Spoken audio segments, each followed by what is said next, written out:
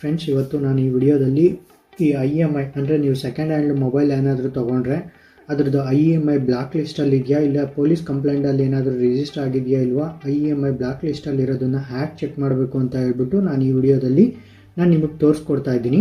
ನೋಡಿ, ಇದನ್ನು ಲ್ಯಾಪ್ಟಾಪಲ್ಲಿ ಬೇಕಾದ್ರೂ ಚೆಕ್ ಮಾಡ್ಕೋಬೋದು. ಲ್ಯಾಪ್ಟಾಪಲ್ಲಿ ಹೋಗ್ಬಿಟ್ಟು ನೀವು ಗೂಗಲ್ಗೆ ಹೋಗ್ಬಿಟ್ಟು CEIR central equipment identity register ಅಂತ ಒಂದು ವೆಬ್ಸೈಟ್ ಇದೆ, ಇದರಲ್ಲಿ ಬೇಕಾದ್ರೂ ಚೆಕ್ ಮಾಡ್ಕೊಬೋದು.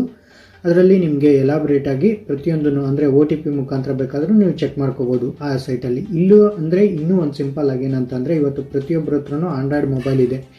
ಆಂಡ್ರಾಯ್ಡ್ ಮೊಬೈಲಲ್ಲಿ ನೋ ಯುವರ್ ಮೊಬೈಲ್ ಅಂತ ಒಂದು ಆ್ಯಪ್ ಇದೆ, KYM ಆ್ಯಪ್ ಅಂತ ಹೇಳ್ಬಿಟ್ಟು. ಇದನ್ನಿಲ್ಲ ಅಂತಂದರೆ ನೀವು ಪ್ಲೇಸ್ಟೋರಿಂದ ಈ ಆ್ಯಪನ್ನು ಡೌನ್ಲೋಡ್ ಮಾಡ್ಕೊಳ್ಳಿ. ಡೌನ್ಲೋಡ್ ಮಾಡಿದ್ದಾದಮೇಲೆ ನೋಡಿ, ಆ ಆ್ಯಪನ್ನು ಓಪನ್ ಮಾಡಿ.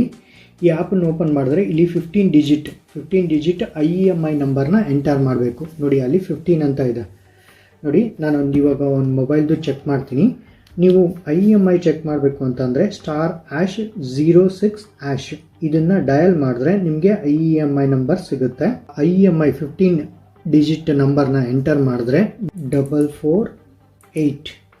ನೋಡಿ, ನೀವು 15 ಅಂದರೆ 15 ನಂಬರ್ ಎಂಟರ್ ಮಾಡ್ತಿದ್ದಂಗೆ ಆ ನಂಬರ್ ಅಂದರೆ ಆ ಕೀಪ್ಯಾಡ ನಿಮಗೆ ಡಿಸೇಬಲ್ ಆಗಿಬಿಟ್ಟು ಇಲ್ಲಿ ವೆರಿಫೈ ಅನ್ನೋದು ಅನೇಬಲ್ ಆಗುತ್ತೆ. ವೆರಿಫೈ ಅನೇಬಲ್ ಅನ್ನೋದ್ರ ಮೇಲೆ ಕ್ಲಿಕ್ ಮಾಡಿದ್ರೆ ಅದ್ರ ಮ್ಯಾನುಫ್ಯಾಕ್ಚರಿಂಗ್ ಇನ್ಫಾರ್ಮೇಷನು ಮತ್ತು IMI ನಂಬರು ವ್ಯಾಲಿಡ್ ಇದೆಯಾ ಇಲ್ವಾ, ಅಂದರೆ ಅನ್ಲಾಕಲ್ಲಿದ್ದರೆ ಇದನ್ನು ಮ್ಯಾನುಫ್ಯಾಕ್ಚರಿಂಗ್ ಇನ್ಫಾರ್ಮೇಷನ್ ಎಲ್ಲ ತೋರಿಸುತ್ತೆ.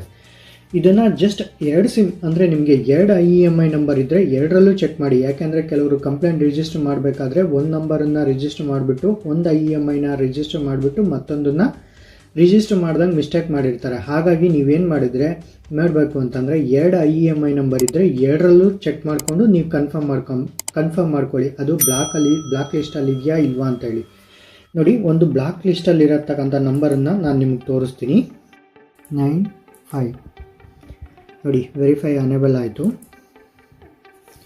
ನೋಡಿ, ಈ ನಂಬರ್ ಬಂದುಬಿಟ್ಟು ಬ್ಲಾಕ್ ಲಿಸ್ಟಲ್ಲಿದೆ, ಅಂದರೆ ಇದು ಪೊಲೀಸ್ ಕಂಪ್ಲೇಂಟಲ್ಲಿ ರಿಜಿಸ್ಟರ್ ಆಗಿಬಿಟ್ಟು ಆ IMIನ ಬ್ಲಾಕ್ ಮಾಡಿದ್ದಾರೆ.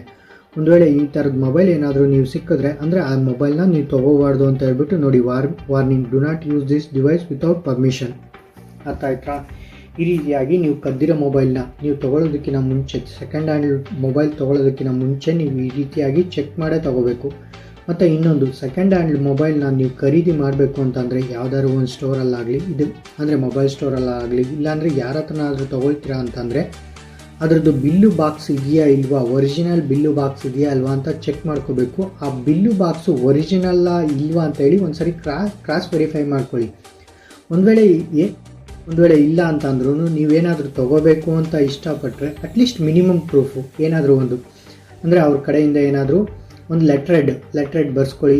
ಇಂಥ ಮೊಬೈಲು, ಇಂಥ ಮ್ಯಾನುಫ್ಯಾಕ್ಚರಿಂಗ್ ಡಿವೈಸು, ಇದು ಸೀರಿಯಲ್ ನಂಬರು, ಇದು IMI ನಂಬರ್ ಎಲ್ಲ ಮೆನ್ಷನ್ ಮಾಡಿಬಿಟ್ಟು ಅವ್ರ ಮೊಬೈಲ್ ನಂಬರು ಮತ್ತು ಯಾವುದಾದ್ರೂ ಒಂದು ಆಧಾರ್ ಕಾರ್ಡು ಇಲ್ಲಾಂದರೆ ಡ್ರೈವಿಂಗ್ ಲೈಸೆನ್ಸು ಏನಾದರೂ ಅದ್ರ ಮೇಲೆ ಅಟ್ಯಾಚ್ಮೆಂಟ್ ಮಾಡಿಕೊಂಡು ಅವ್ರ ಮೊಬೈಲ್ ನಂಬರ್ನ ಮೆನ್ಷನ್ ಮಾಡಿಕೊಂಡು ಮಿನಿಮಮ್ ಅಂದರೆ ನೀವು ತೊಗೊಂಡ್ರೆ, ಬಟ್ ಅದು ಪ್ರೂಫ್ ಅಲ್ಲ, ಪ್ರೂಫ್ ಯಾವತ್ತಿದ್ರೂ ಒಂದು ಬಿಲ್ಲುನು ಬಾಕ್ಸು ಅದೇ ಮೇಯ್ನ್ ಪ್ರೂಫು.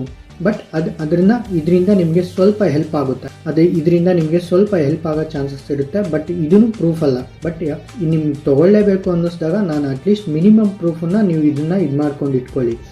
ಇಲ್ಲ ಇದೂ ಅಂದರೆ ಅವ್ರು ಕೊಡೋಕ್ಕಾಗಲ್ಲ ಅಂತಂದರೆ ನೀವೇನಾದರೂ ಅಂದರೆ ಇನ್ನೊಂದೇನು ಅಂತಂದರೆ ಡಿಜಿಟಲ್ ಪ್ರೂಫ್ ಅಂದರೆ ನಿಮ್ಮ Gmail ಐಡಿಗೆ ಅವ್ರ Gmail ಐಡಿಯಿಂದ ಮೊಬೈಲ್ ಮ್ಯಾನುಫ್ಯಾಕ್ಚರಿಂಗ್ ಇನ್ಫಾರ್ಮೇಷನ್ನು ಮತ್ತು IMI ನಂಬರು, ನೀವು ಕೊಟ್ಟಿರ್ತಕ್ಕಂಥ ಅಮೌಂಟು ಮತ್ತು ಯಾವುದಾದ್ರೂ ಒಂದು ಗೌರ್ಮೆಂಟ್ ID ಸಾಫ್ಟ್ ಕಾಪಿನ ಅವ್ರ ಮೇಲ್ ಐಡಿಯಿಂದ ನಿಮ್ಮ Gmailಗೆ ಮತ್ತು ಇಲ್ಲಾಂದರೆ ನಿಮ್ಮ ಮೇಲ್ ಐಡಿಗೆ ಸೆಂಡ್ ಮಾಡಿಸ್ಕೊಳ್ಳಿ. ಇಲ್ಲ ಅಂತಂದರೆ ಅದೇನಾದರೂ ಬ್ಲಾಕ್ ಲಿಸ್ಟಲ್ಲಿದ್ದರೆ ಅದನ್ನು ನೀವು ಅನ್ಲಾಕ್ ಮಾಡಿಸಿ ಇದು ಯೂಸ್ ಮಾಡ್ತೀನಿ ಅಂತಂದರೆ ನೀವು ತುಂಬ ಪ್ರಾಬ್ಲಮಲ್ಲಿ ಸಿಕ್ಕಾಕೊಳ್ತೀರ.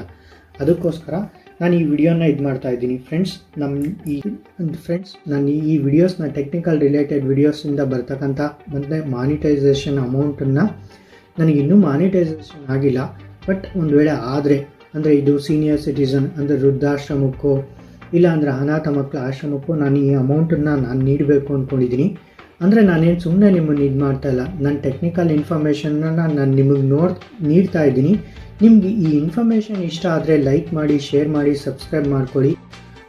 ನನ್ನ ಚಾನಲ್ನು ಬೆಳೆಯೋದಕ್ಕೆ ಸಹಕಾರ ಮಾಡಿ. ಮತ್ತು ನನ್ನ ಈ ಒಂದು ಸಹಾಯಕ್ಕೆ ನೀವು ನನ್ನ ಜೊತೆ ಕೈ ಜೋಡಿಸಿ ಅಂತ ಹೇಳ್ಬಿಟ್ಟು ನಾನು ಈ ವಿಡಿಯೋನ ವಾಚ್ ಮಾಡಿದ್ದಕ್ಕಾಗಿ ತುಂಬ ಧನ್ಯವಾದಗಳು ಅಂತ ಹೇಳ್ತಾ ನನ್ನ ಚಾನಲ್ನ ಸಪೋರ್ಟ್ ಮಾಡಿ ಅಂತ ಮತ್ತೊಮ್ಮೆ ಕೇಳ್ತಾ ಇದ್ದೀನಿ.